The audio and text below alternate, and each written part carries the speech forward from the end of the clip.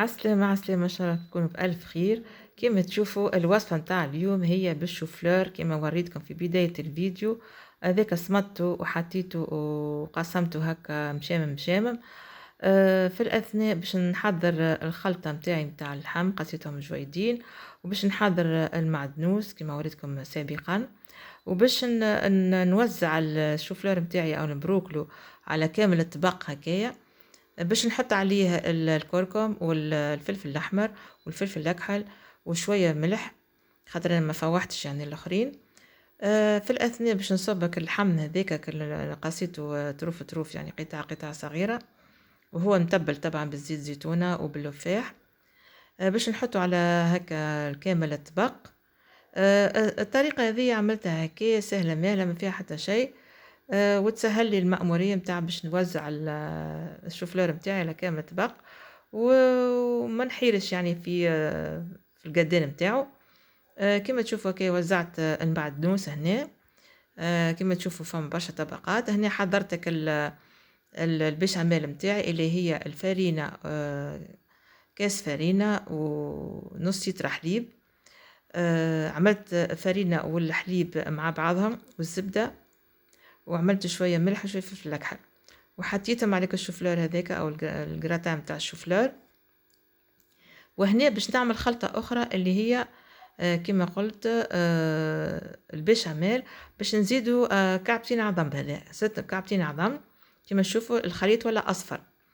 وباش نزيد نحط على كل الخليط الأول اللي عملته، باش نخلط عليه باش يحمار من بعد يعني في الكوشة، دو تيل فاسون ياخذ كله في بعضه ويشد في بعضه ويحمر. كما تشوفوا هنا تحطوا الخلطة، تنجموا تعملوا أكثر يعني كوش متاع البيشاميل. أنا البيشاميل متاعي عملتها خفيفة، ماهيش يعني قوية برشا وماهيش كثيفة برشا كما تشوفوا في الفيديو، وكل واحد يعمل اللي يساعده. في الاخر باش نعمل رشة متاع موزاريلا باش نبشرها هكاكا فوق الجراتان هذاك الكلو. باغ كونطخ الجبن تنجموا تكثروا منه على خاطر يعطيك الطراوة هذيك ويعطي اللون المزيان متاع الجراتان. كما تشوفوا هنا باش نوزع الجبن متاعي على كامل الطبق، وباش ندخله في فرن 180 درجة، 180 درجة حتى لين نشوفه يعني حمار، وحتى لين نشوفه يطيب بعد نخرجه. هنا تو باش نحكيكم على فازة السلطة المشوية ذي اللي عملتها. ما عملتهاش مشوية فوق الغاز، عملتها في الآلة هذه متاع الاير فراير، اللي هي يعني ماكينة اللي تطبخ بدون زيت، كما هذه الطبخ بدون زيت يعني كما شفتوها.